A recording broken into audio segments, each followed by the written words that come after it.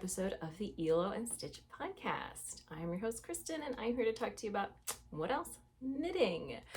And I will also be talking about all things knitting and yarn related, and maybe not so knitting and yarn related. If you don't know me already, my name is Kristen Janik. I'm a semi-retired knitting pattern designer, a knitting instructor, all-around knitting enthusiast who is podcasting to you from her home in the Maryland suburbs of Washington, D.C., where after almost a week of 100 degrees every day, it looks like we're finally going to get a thunderstorm, so I apologize for the lighting. When I'm not knitting, you can find me doing yoga, vegetable gardening, watching Orioles baseball, sewing, drinking wine, but it's mostly about the knitting, so let's go ahead and start talking about it. All right, guys, it has been a while since I've done a podcast, and it was a while between that podcast and one before that, and the primary reason for that is that I just haven't been doing that much knitting. I think it's normal for our knitting and our crafting to kind of go through seasons, and when it is hot, even with the air conditioning, I find it hard to focus on knitting, especially if I'm knitting things that I can't really wear because it is too hot. So I haven't been doing as much knitting. I have been doing a lot of sewing, and I will show a little bit of sewing at the end of the podcast, just for, people who aren't interested in sewing can skip over it. So let's do a little bit of on and off the needles, which is going to kind of be a catch up for some projects that I kind of put on hold when the weather started getting hot, and we'll just see where they are. So one of those is my Amelie cardigan. This I put on hold again when the weather started getting hot, because it is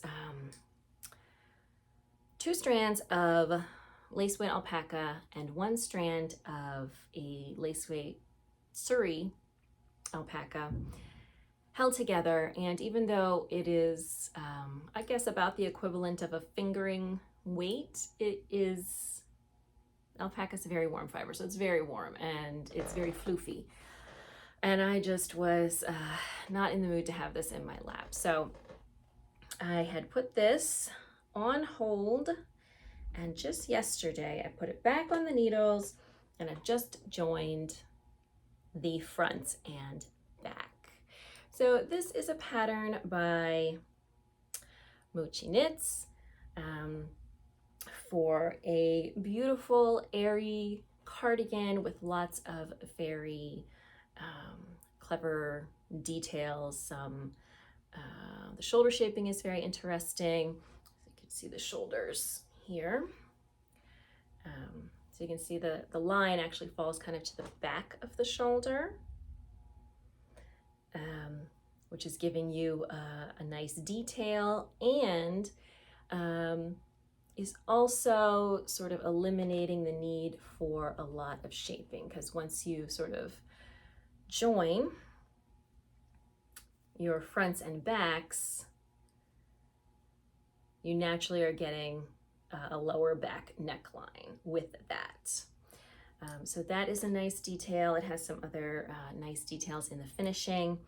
And right now, after having joined the fronts and backs, no, just one back, 2 fronts, I'm just going to be knitting straight for the body. So this will be nice. I am going out of town this weekend, girls' weekend. It's just 2 days with my sister in cabin out in Western Maryland for their wine festival. But this will be a really good project to have with me because it's just going to be stockinette for now. And the weather, 1, is cooler out there, and 2, it's going to break. Not today, but tomorrow it's supposed to break and be a little bit more seasonable for September. So this will be nicer to have. This lighting, I'm really losing the light. Let me turn an extra light on. All right, that helps a little bit. Way it's not so garish. So this is in the camera looking a little bit more modeled than it actually does in real life, but I am getting like a nice heathering effect by holding the yarns together. So the yarns I am using, the Surrey is this Fiber Space Cumulus, which I had ordered for another project and didn't use for that, so it's perfect for this. And this color is called Storm Cloud. And I'm holding it double with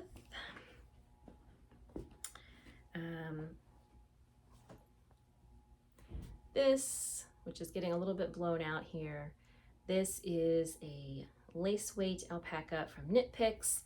I don't know any more than that. It's a lace weight alpaca. I can't remember the colorway name. I sure hope I have more of this because this is not enough for the rest of the sweater, but it's all that's in this bag at this moment. So I'm kind of, oh no, there's more. It's a really big bag. So those are my yarns. This is, I love this project bag. This is from like Good Water and Company. I got this at the Frederick Fiber Festival, I believe. And it's really cute and it's real big, waxed canvas. Now that I'm sewing, I would like to kind of get around to start making some bags like this myself. It's a real deep, real sturdy bag, front pocket, zipper pocket, it's got everything. So I really love this. And it has plenty of room for my sweater. So that is officially back on the needles. And I think it will go pretty fast, the body, because it is knit on rather large needles. So like I said, it's 3 strands of yarn that are being held together, and even though they're thin yarns, and I'm knitting it with a US 9. So that should be working up pretty quickly, even in the stockinette, even though it's going to be worked flat, obviously not in the round. So officially back on the needles is my Amelie cardigan. What else? I haven't done anything with this since this spring, I think. I am just working on the body. This is my Heirloom jumper, which is a pattern by Fable Knits. I am knitting this with Fiber for the People, a fingering weight yarn in the Sapphire colorway, and holding it double with the Knitting for Olive. I love their silk mohair. It's less of a kind of a, I find mohair can be a little prickly. This one's less prickly, and this color is deep petroleum blue. So I love this project, but I really just haven't been doing much with it because again, it's floofy and a little prickly in the heat, but it's looking pretty good. And this is sort of a cropped body, so I don't have too much left to go. But with this high neck, I am definitely not going to be wearing this until it gets really, really quite cool. So the other cardigan, you know, you can always use a cardigan to throw on in the chilly mornings and the late evenings and even in the air conditioning. But this is definitely going to be a project to wear when it actually gets cool. So no major rush with this. It's still here. Is this where my US 7 needles are? Because I've been looking for those. Indeed it is. So I have several projects I want to do that are using a US 7. I should probably work on getting this off the needles a little bit so I can use that. So the body, you know, I had memorized the stitch pattern on the front. I don't know if you can see it very well. I had memorized it. There you go. Obviously I haven't knit this in a while, but I think it'll come back pretty quickly. And then the sleeves are going to be plain. So just got to get through the body. I think I will officially declare that back on the needles as well. It never really left the needles. I just haven't done anything with it. All right, this project, with my most sincere apologies to Salt and Stone Knits. I signed up to test knit this for her over the summer, and it has already been released, and I can't even remember what it's called. I should probably find that out. And the first problem was just having the kids at home, trying to keep them entertained, trying to do work, because I didn't get my act together early enough to get them into camp. And not that, I mean, we wouldn't put them in like camp all day, every day anyway, it's way too expensive, but I digress. I had I have more trouble than I thought I would keeping up with the test knit. So that was the first problem, but I was only a little bit behind. And then I lost one of the balls of yarn that I bought for it. And I knew I had it. I knew how many balls of yarn I had bought. I knew I had enough yarn, and I couldn't find it anywhere. And so it was just, I had to put it on hold because I refused to buy more yarn. I knew I had it. I just could not figure out where it was. So about a week ago, I finally discovered it amidst some things we brought back from the beach. It's been lost in there. So I am making steady progress now. This is the front. The front is done, and it has a really nice neckline detail. And this is the back. The back is almost done. And you can see that kind of details repeating on the armholes here. And then it has two side panels to finish it out. It is a sleeveless top design. I'm using Knitting for Olive Pure Silk. Given the weather here, I'll probably still have plenty of chances to wear it once I finish it. And it's a beautiful pattern. Let me look up when I was test knitting it, it was just called like Summer Top or something. Let me look what the actual name is. All right, it is called the Venlo Top. I will throw a photo right in here. Really adorable. Great for summer, obviously, but I think would also work pretty nicely as a layering piece when the weather does get cooler. You're gonna easily be able to throw a cardigan on over this or a jacket or something like that. So I am plugging away at that now that I have rediscovered that errant ball of yarn, and hopefully we'll be finishing up soon and being able to share. Of course, photos will go over on Instagram when it is done. And it's really cute, and I'm so annoyed that I lost the yarn and like didn't get it done on the testing deadline, but B, didn't get it done to wear earlier in the summer because it's really cute. So again, Venlo top, really adorable.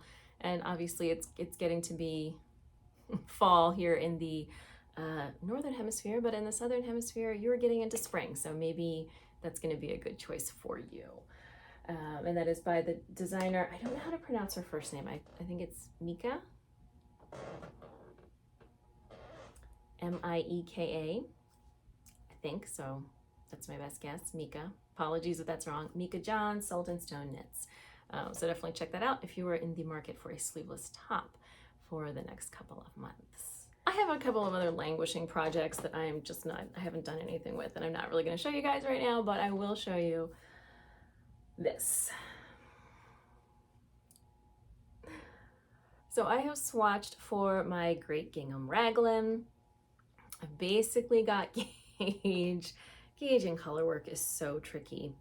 I might be a half a stitch off, but I think that is going to be okay because I am knitting a size that in theory is going to give me at least 6 inches of positive ease. So if it's a little bit less than that, that's going to be fine. So I am using the darker color is Durerum Natura Ulisse, which is their sport weight in Merlot.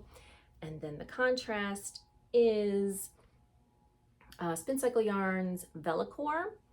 And for the swatch, you know, it looks like it's almost a solid orange, but it's actually not.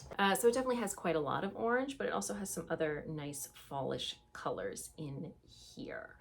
So I think once those start appearing, it's gonna be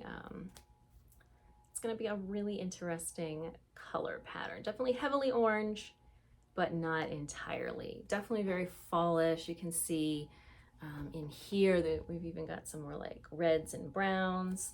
So I think it's going to be a really cute combination. I am excited that I got gauge with the recommended needle, because if not, I was going to have to go up to the 7, and God knows I haven't been able to find any of my US 7 needles, and all my projects currently want me to use them. So thank goodness we don't have that problem. So I am going to cast that on pretty soon. I would like to have that to wear in the fall. It's a really straightforward color work repeat. Very simple, going to be easy to memorize. My major problem with it is that it's worked from the bottom up, and a bottom up raglan, you have to knit the sleeves first. I mean, not first, you could knit the body first, but then you have to knit the sleeves and then join it all together. I think I've only maybe done a couple of those in my life. I designed one once and I hate it. I really hate it. However, I am not willing to go through the effort to redo the whole pattern from the top down. Yes, I could do that, but you know, I want to just do the project and not have to put a lot of thought into it. One thing I might do is shorten up the sleeves. I might do more of a 3/4 length sleeve. I think that would be cute for this. The other problem with that is you can't try your sweater on as you go. So it makes it really hard to customize the length of the body of your sweater. I really just don't want to go through the hassle of kind of rejiggering the pattern to do it in the opposite direction. I don't know, maybe I'll cave, but if I just cast on, then I won't have time to keep thinking about how much I don't want to knit it from the bottom up. So I believe those are all of my current whips. Nothing off the needles, of course, but lots of things on and rejoining the needles. All right, I am still doing a bit of designing. I've been working on a project that I was hoping to get done for the summer as I stare at it in dismay. I didn't, and I think just gonna put it on hold. I mean, I think I'm gonna keep working on it so I don't kind of lose my momentum and forget what I'm doing with it, but not bother to try to even publish it until warm weather comes back in the spring. I did finish the front. So this is a sleeveless top design that I have been working on with this dip stitch running down the middle, framed by eyelets. And the top, you can get it, if I can get it to focus, there we go. As you can see, is folded over so that you can run a drawstring here through the side, and it is open to do that. And it will be an I-cord drawstring that will tie together with the straps from the back over the shoulders. So I've only done the front, and I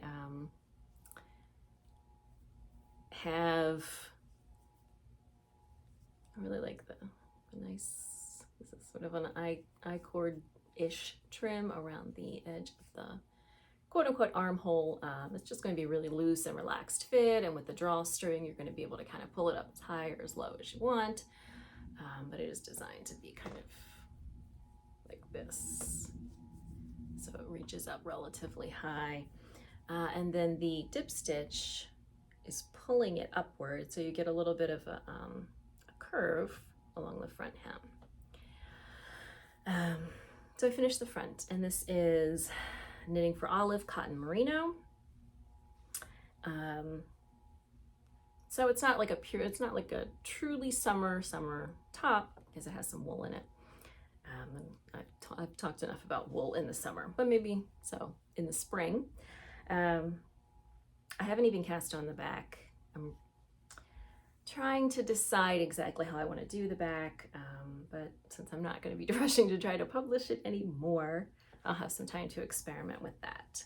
So the front is done. The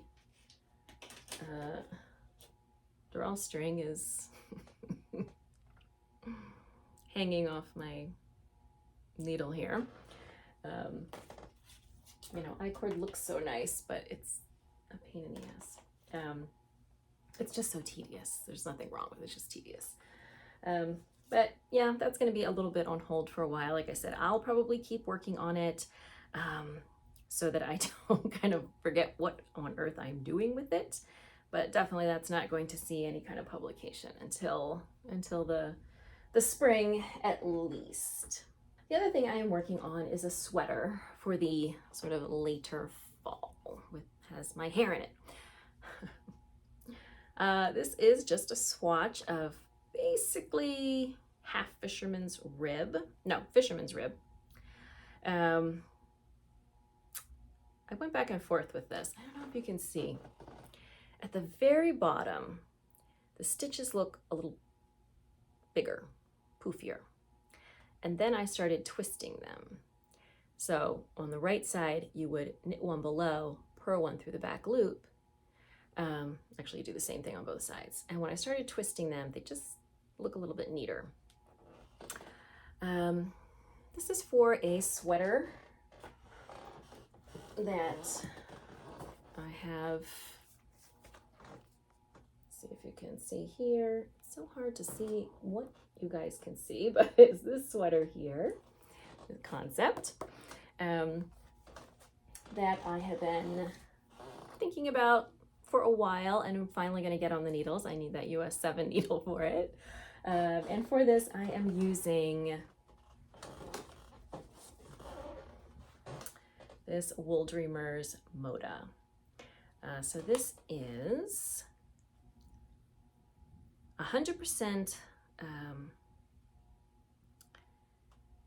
lana merina entre fina y manchega. So 100% whatever those particular wools are from Spain. I don't know. Lana merina, I mean extra fine merino, obviously, but manchega is their own special kind of wool that I, to be honest, don't know much about. And this is a little bit of a, if you have used Durarum Natura Gilead, it feels a little bit like that. So it is definitely not the absolute softest, but it's also not the most rustic. It's more of an airy yarn. It doesn't have a super tight twist, but it's not like a single ply either. It is a 3-ply yarn. I'm really liking it for this project. This is the first time I am using it. Definitely feels a little softer after being blocked, but you can just kind of see it's so light and airy. But because it's, you know, a little bit more rustic, it's not super drapey, but it's very light. So after going back and forth a little bit about exactly what I wanted in the, what I wanted the bottom hem to be, I just couldn't decide. I finally got that underway. Yes, I didn't want to just have all of the fisherman's rib going straight to the hem. I wanted to have something distinct, but I really just didn't want garter stitch. It just seemed wrong. So what I came up with was a kind of a 3x3 rib that's going to transition into a fisherman's rib. It's going to be distinct enough. The hem is going to be split, so you don't need too much flexibility there. But I think this is the way I'm going to go. So I have started the basic math that I can get started on the sample. I've got my sketches, so I know where I'm heading with it. I don't know how quickly it's going to go. It works up pretty quickly. It is going to be a seamed garment. For a couple of reasons. One, because it's going to be a drop shoulder and a seam is going to give you some more structure. And two, because working fisherman's rib in the round is unpleasant. You have to purl into the row below, and it gets tedious. And it can get really tricky to remember which row you're on because they all look the same. You're working in the round, but on one round, you're knit one below, purl one, and the next round, you're knit one, purl one below. It can be really tricky to remember which round you're on. And there are ways to look and see what it's just such a pain. And I thought about doing a half fisherman's rib, but I really just didn't like the way it looked. Everyone said it looks just like fisherman's rib on the right side. It just looks different on the wrong side, but I didn't find that to be true. So fisherman's rib worked flat. Yes, there's going to be a little bit of seaming. Hopefully everyone will be willing to do that because I think it's going to turn out really cute. So I am working on that sweater for the fall as well. And I think that is all I got going on design-wise. All right, I don't have much stash flashing to do. I did just place an order for some yarn, but it is not going to be here for probably at least a week. So I just have this one skein of yarn to show you, but I absolutely love it. It is so 70s. It just perfectly 70s. So this is from Knitterly Things, her Vesper sock, which is obviously a self-striping. It is called Sunflower. I don't know why it's not called, you know, that 70s sock yarn or whatever, but that is what it is. So it is a 400 yards, 75/25 superwash wool nylon self-striping yarn that I just adore. I love it. It's so 70s. So you can see we've got greens, yellows, I mean, it's just that avocado green, that brown, that flower power yellow, orange, all mixed together. I absolutely love it. I cannot wait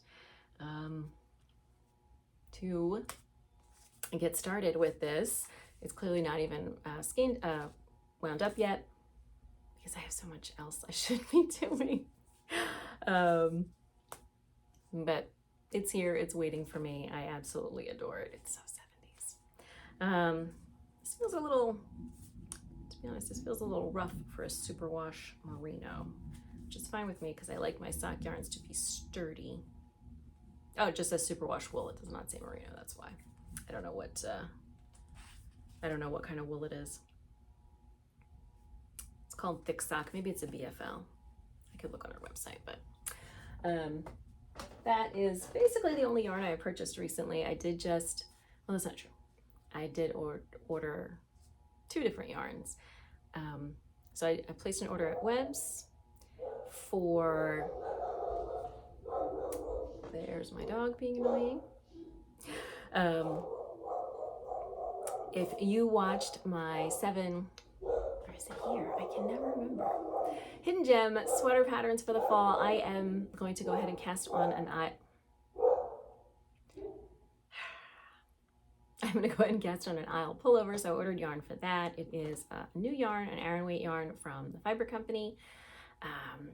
And I also ordered, I promised my brother-in-law before he and his wife even were thinking about babies that I was going to make a baby bear suit when they had a baby.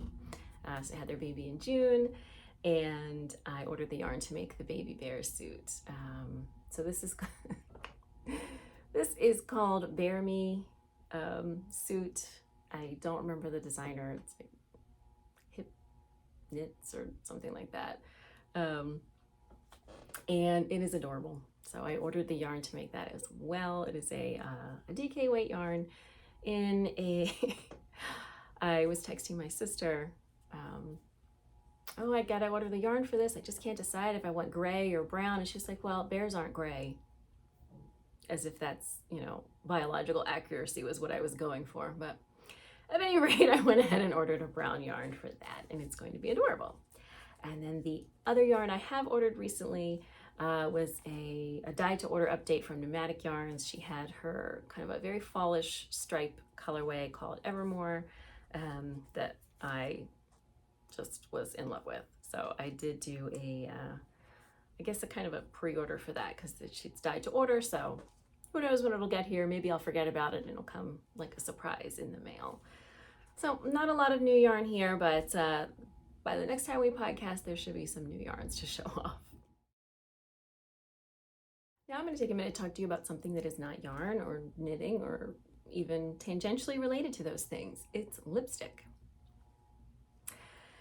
So I found this great new lipstick that so far I am really enjoying. I've been wearing it for a couple of weeks. This is Superstay Vinyl Ink from Maybelline. I really like sort of lipsticks that are really designed to stay put. And I have been drinking coffee while I am recording. And you can see here in my little Frida Kahlo mug, there is barely any lipstick on here coming off while I'm drinking. Normally I'd have like a whole like lip print. Nothing. So it's really staying on. But the matte lipsticks dry out my lips so much, and I end up having like peeling lips for several days afterward. And this does not. So Superstay Vinyl Ink. It's supposed to be, I have some of their other like matte lipsticks. So it's supposed to be Superstay like that, but it's not matte. It's not like super shiny, but it's not matte. And I have been really impressed with it so far. I also really like the color. I have a lot of trouble finding good lipstick colors for me. I don't like a bright red and I don't like a bright pink. I like something that is more mauve-y, or in this case, more of a brown red. So the color that I picked is Peppy. They've definitely got a whole bunch of colors. I can't remember what they, how many, but it was like at least a dozen colors. I ordered this on Amazon. I'm sure they carry it at normal stores. I was just on Amazon thinking that I have another one of their lipsticks that I kind of like. It's more of a pencil. It's like Superstay Crayon or something that I like. But that is one that does kind of dry out my lips a little bit. So when I was looking at getting a new color of that, I stumbled across this and I figured I'd give it a try, and I am loving it. So the first day I put this on, it came in the mail, and I just put it on to see how the color looked, because sometimes it doesn't look. Although they do a pretty good job. They've got like a white girl and a Latina and a black woman, and they have like the inside of their arm, and then they put the colors so you can kind of see what it's going to look like. They do that, so that's a helpful representation, but you never know. So I just put it on a little bit to see the color, and I was like, oh, happy with it. I ate lunch, I drank my afternoon coffee, I ate dinner, and took a shower, and there was still some on. So I have been really impressed with this. And if you were looking for a lipstick that stays on even while you're drinking your coffee and eating your food, and it's not overly drying, I would definitely try to give this a shot. So again, Superstay Vinyl Ink, really working for me. Obviously your mileage may vary, but I have been loving this so far. So since I haven't been doing as much knitting, you might guess I've been doing quite a bit of sewing in the summer. Sewing is the way to go if you want to make things and then actually get to use them right away. I've been doing a lot of sewing, and I'm not going to show you all, but I will show you the most recent project that apparently I might only get to wear once, because it looks like the fabric is fraying at the seams.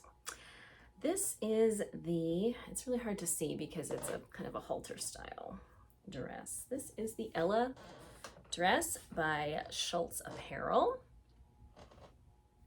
And so this, this part goes over the bust, ties around the back of the neck. It is very loose in the bust, and then it has a circle skirt, and it is absolutely adorable. So this is my most recent project that I finished. I used a fabric from Atelier Brunette called, that is a cotton double gauze reversible gingham. So as you can see, one side, the gingham is larger checks and the other is these smaller checks. And so I took the opportunity to reverse the fabric in a couple of spots. So for the straps, for the midsection, for the pocket trim, and then I put a bias binding along the hem. I absolutely love this dress, and I am really sad to say that, yeah, it looks like the seams are not holding up very well. I've only worn it once, so that's disappointing. But then I knew it was a thin fabric when I made it, and I'll be honest, it is a little tight in the waist. The pattern has 3/4 inch seams so that at the sides so that you can make it bigger. However, because of the way it's put together, I would have had to pull out the bodice facing, the yoke, bodice, whatever, facing, taken off the skirt, widen the side seams, and then put it all back together. It just seemed like too much work. But I may be paying for that because it looks like wearing it just a smidge too tight has stretched the seams a bit. And you can see that the bodice is made of several pieces put together. I actually don't know if you can see that, but so it has like a center piece, a side piece, another side piece. I also want to show you guys my most invisible zipper ever. Now, unfortunately, I did not line up the waistband perfectly. That is annoying, but look at that invisible zipper, completely invisible. No zipper poking through. It's a miracle. So really cute pattern. The fabric is nice, it's soft, but it is definitely not super sturdy. And it looks like my seams in the bodice are coming out, which is very annoying. I have plenty of this fabric left, so in theory, I could recut the bodice pieces and fix it that way. But boy, that's annoying, huh? Anyway, despite that, I think it's a really adorable dress. It does not have pockets. I added the pockets. I copied the pockets from the Megan Nielsen her shirt dress pattern. I can't remember what it's called. Matilda. I've done that for a couple of dresses. I really like these pockets. I like the trim and they're nice deep pockets and they're anchored in the waist. So they're nice and sturdy. And also look at my pocket matching. That is pretty darn good. So, oops, there it is. Pocket matching on this side. Also pretty good. So that is my most recent project. I am about to switch into fall projects. I've got all kinds of projects planned. I'm planning to try my first pair of jeans. I've got, let's see, a couple of shirts, a dress, a skirt planned. I'm always very ambitious, possibly delusional, but really looking forward to cooler weather so I can actually, wear the things that I make, both knitting and sewing. So next time, I did just put in a couple of fabric orders for all my fall projects, and next time I will share all of the new fabrics as well as some of those new yarns that are coming. All right, and in case you missed it, I want to tell you about my fall sweater along. So I always do a sweater knit along after we wrap up my Sweater Siren e-course, which we just did. And the sweater along is open to everybody, not just the students from my e-course. And the idea is that you pick one of my sweater patterns. There are 30 of them to choose from, and you join a knit along. It kicked off officially on September 4th, so we're only less than a week into it right now.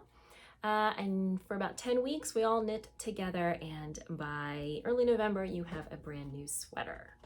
There will be prizes and all of that fun stuff, of course. And the idea is for me to finish that sweater design. And so everybody who participates in the sweater along and finishes a sweater during it would get a free copy of that sweater pattern.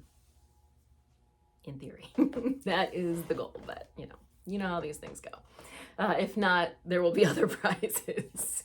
So if you want more information about that, there is a link in the description box down below to the website for the sweater along. But basically, you just choose one of my patterns. As I said, there are 30. I've got a handy cheat sheet, which is an Excel or a spreadsheet file that lists all of the patterns, the construction, the yarn weight, the gauge, etc., and you can sort it by each of those categories, so you can see all of the saddle shoulders, or you can see all of the worsted weights, or all of the top down and all of that stuff. You can easily sort them to help you decide what it is you are looking for in a sweater. and you can grab them on Ravelry or PayHip, and just join in whenever you are ready. Share photos on Instagram with the hashtag MPKSweateralong23.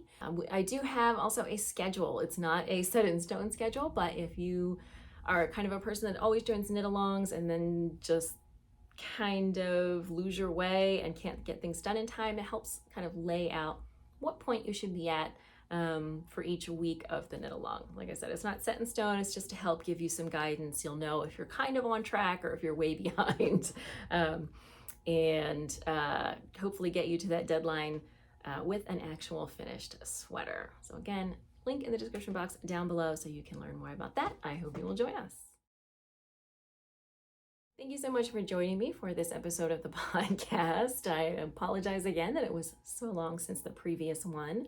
Now that summer has wrapped up, kids are back in school, we're getting back into a routine. I am hoping to be recording weekly again. Don't forget to subscribe so you don't miss out, not just the podcast, but tutorials, vlogs, and other great stuff here on the channel. Rather than putting show notes on my website, I am now doing a somewhat abbreviated form of show notes right in the description box down below. So links to everything that I have talked about can be found there.